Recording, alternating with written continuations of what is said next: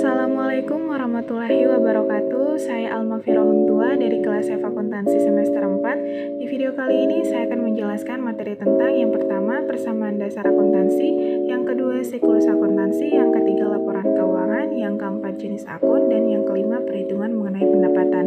Nah, materi yang pertama yaitu tentang persamaan dasar akuntansi. Nah, jadi persamaan dasar akuntansi adalah suatu pencatatan transaksi keuangan yang menunjukkan jumlah harta suatu perusahaan yang sama atau seimbang dengan penjumlahan utang dan modal.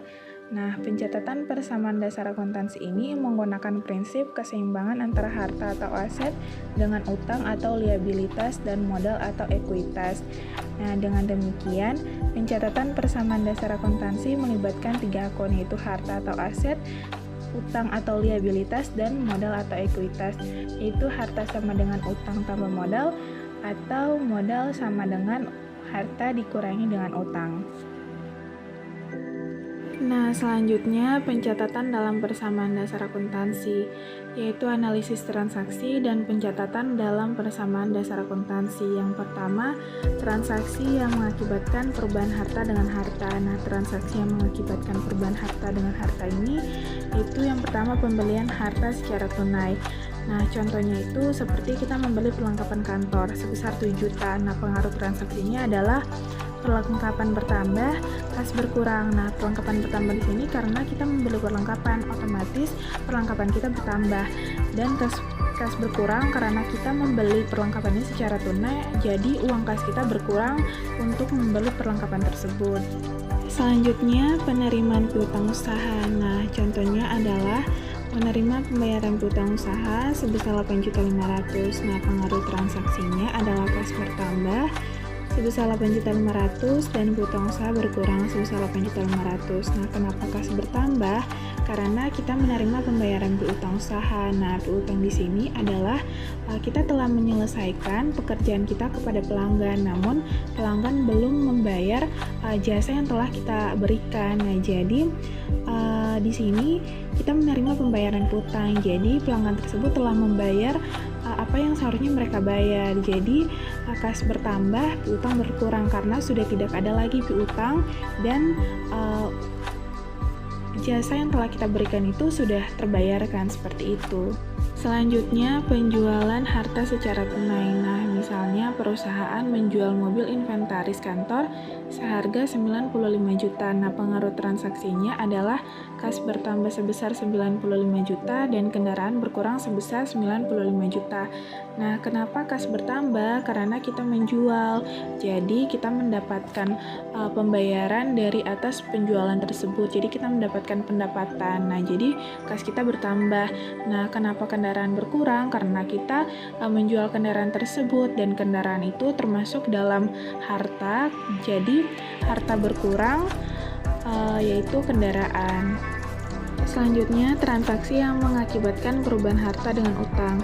Nah, transaksi yang mengakibatkan perubahan harta dengan utang ini yaitu yang pertama pembelian harta secara kredit. Nah, misalnya pembelian peralatan kantor sebesar 50 juta secara kredit. Pengaruh transaksinya yaitu peralatan bertambah sebesar 50 juta dan utang bertambah sebesar 50 juta. Nah, kenapa peralatan bertambah? Karena di sini kita membeli peralatan, jadi peralatannya bertambah. Namun, kita membeli peralatan di sini secara kredit, jadi utangnya bertambah. Jika kita membayar peralatan secara tunai, tentunya yang kasnya yang berkurang karena kita membayarnya secara tunai. Namun kalau kita membayarnya secara kredit, maka utangnya yang bertambah.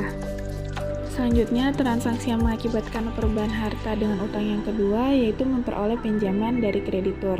Nah, misalnya kita menambah modal perusahaan dengan meminjam uang di bank sebesar 100 juta. Nah, pengaruh transaksinya adalah kas bertambah sebesar 100 juta dan utang bank bertambah sebesar 100 juta. Nah, kas bertambah di sini karena kita menambah modal dengan meminjam uang di bank.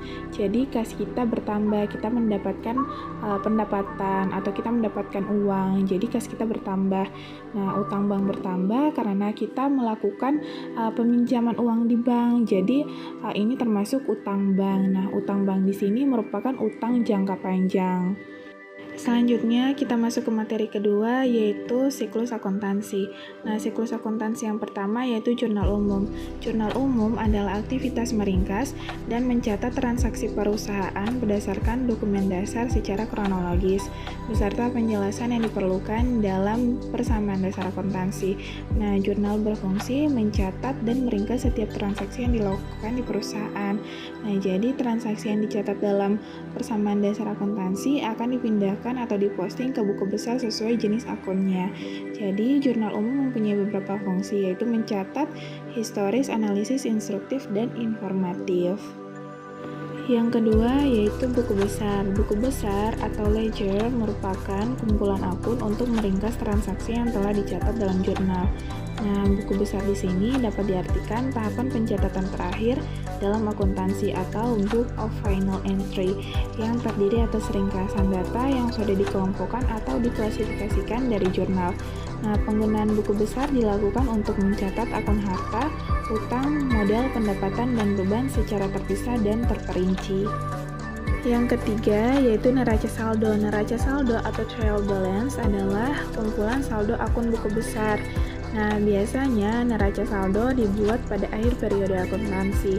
Setiap akun disusun menurut urutannya dalam buku besar. Jadi, saldo debit diletakkan pada kolom kiri dan saldo kredit diletakkan pada kolom kanan.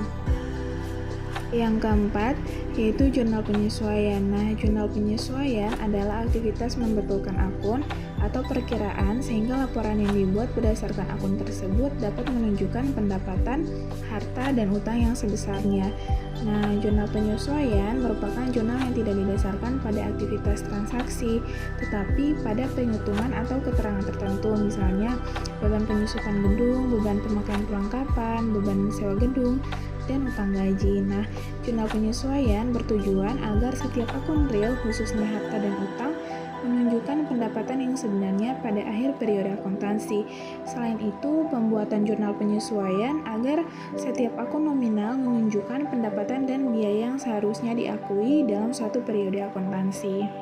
Yang kelima yaitu kertas kerja. Kertas kerja atau neraca lajur adalah suatu kertas berkolom-kolom atau berlajur-lajur yang dirancang untuk menghimpun semua data akuntansi yang dibutuhkan saat perusahaan akan menyusun laporan keuangan dengan cara sistematis.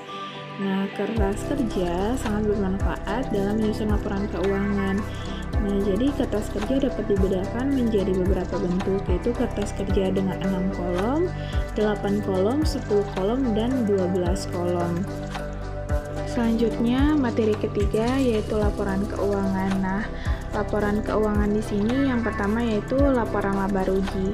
Nah, jadi laporan laba rugi merupakan suatu laporan yang menunjukkan kemampuan perusahaan untuk menghasilkan laba dalam suatu periode akuntansi. Komponen yang terdapat pada laporan laba rugi yaitu pendapatan dan beban selama satu periode akuntansi. Nah, jadi laporan laba rugi dalam siklus akuntansi disusun setelah penyusunan kertas kerja atau neraca lajur.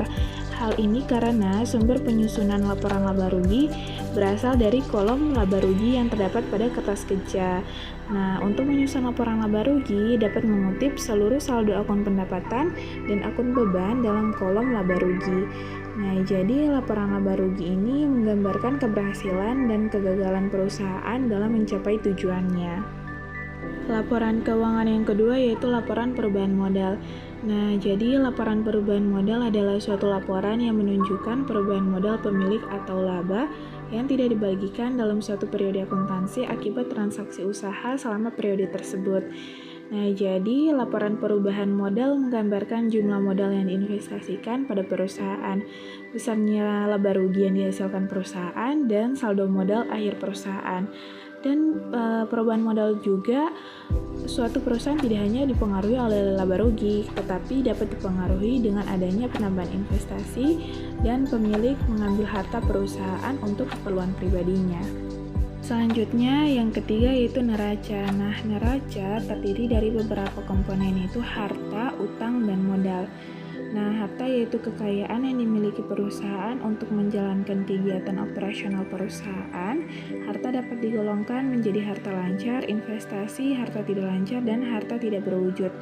Yang kedua yaitu utang. Utang yaitu kewajiban perusahaan untuk membayar kepada pihak lain sejumlah uang, barang atau jasa pada masa mendatang akibat transaksi yang dilakukan perusahaan pada masa lalu.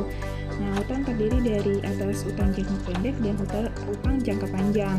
Dan yang ketiga yaitu modal. Modal yaitu bukti penyertaan dan kepemilikan dari pihak-pihak yang telah menanamkan uangnya di perusahaan.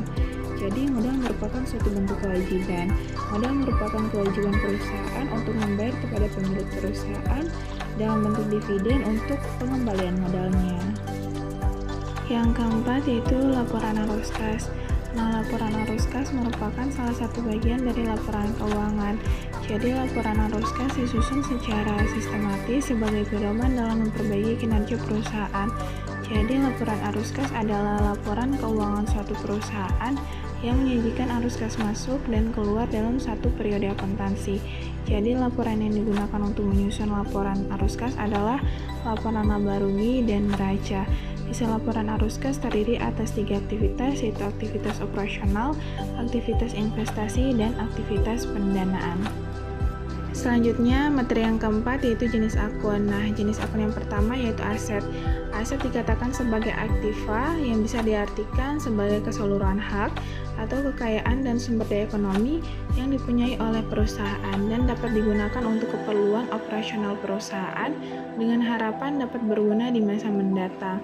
Nah, aset dapat dikelompokkan sebagai aset lancar, aset tetap, dan aset tidak berwujud. Selanjutnya yaitu liabilitas. Liabilitas merupakan kewajiban perusahaan terhadap kreditur atau pihak lain untuk membayar atas transaksi yang dilakukan secara kredit. Istilah lama dari liabilitas adalah kewajiban atau utang. Nah, utang merupakan kata yang lebih sering didengar ketimbang liabilitas. Nah, berdasarkan jangka waktu pelunasannya, liabilitas dapat dikelompokkan menjadi 3, yaitu liabilitas lancar, liabilitas jangka panjang, dan kewajiban lain-lain. Nah, selanjutnya yaitu ekuitas. Ekuitas disebut juga modal atau equity, merupakan hak atau klaim para pemilik atas aktiva perusahaan, atas kekayaan bersih atau aset dikurang kewajiban. Nah, yang keempat yaitu pendapatan. Nah, pendapatan di sini merupakan hasil operasi perusahaan yang mengakibatkan penambahan jumlah aktiva secara bruto. Dan selanjutnya, beban. Beban atau biaya expense merupakan pengorbanan yang diambil untuk mendapatkan sesuai yang lain atau mendapatkan pendapatan. Nah, beban dibedakan menjadi 2 jenis, yaitu beban operasional dan beban non-operasional. Nah, jadi kalau beban operasional itu merupakan beban yang terjadi untuk mendapatkan pendapatan operasi seperti beban perlengkapan, beban gaji, dan beban sewa.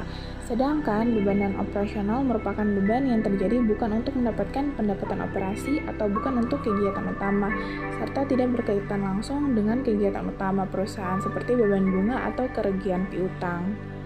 Selanjutnya, materi yang terakhir yaitu perhitungan mengenai pendapatan. Nah, ada 3 metode yang digunakan dalam perhitungan pendapatan. Metode yang pertama yaitu pendekatan produksi. Nah, pada pendekatan produksi ini lebih menekankan pada kegiatan yang menciptakan nilai tambah atau value added.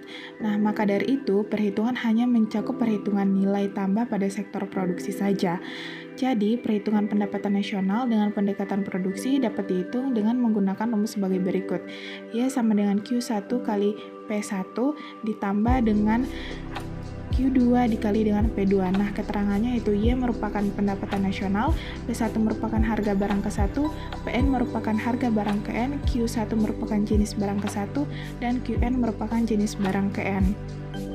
Selanjutnya, metode yang kedua yaitu pendekatan pendapatan.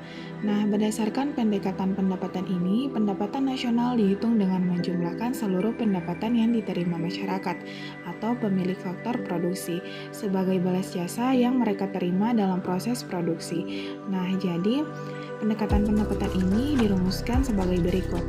Y sama dengan W ditambah dengan R ditambah dengan I ditambah dengan P. Y merupakan pendapatan nasional, R merupakan pendapatan dari upah, gaji, dan lainnya, W merupakan pendapatan bersih dari sewa, I merupakan pendapatan dari bunga, P merupakan pendapatan dari keuntungan perusahaan dan usaha perorangan. Selanjutnya, metode yang ketiga yaitu pendekatan pengeluaran.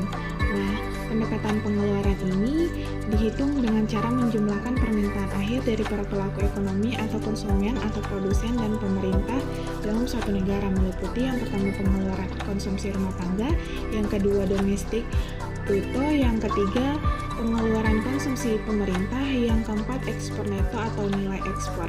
Nah, rumusnya yaitu Y sama dengan C ditambah dengan G ditambah dengan I ditambah dengan X kurang M. Nah, Y merupakan pendapatan nasional, C merupakan konsumsi atau konsumsi rumah tangga, dan I merupakan investment atau investasi, G merupakan government expenditure atau pengeluaran pemerintah, dan X merupakan ekspor, dan M merupakan impor. Sekian penjelasan dari saya, lebih dan kurangnya saya mohon maaf. Wabillahi taufiq wal hidayah. Wassalamualaikum warahmatullahi wabarakatuh.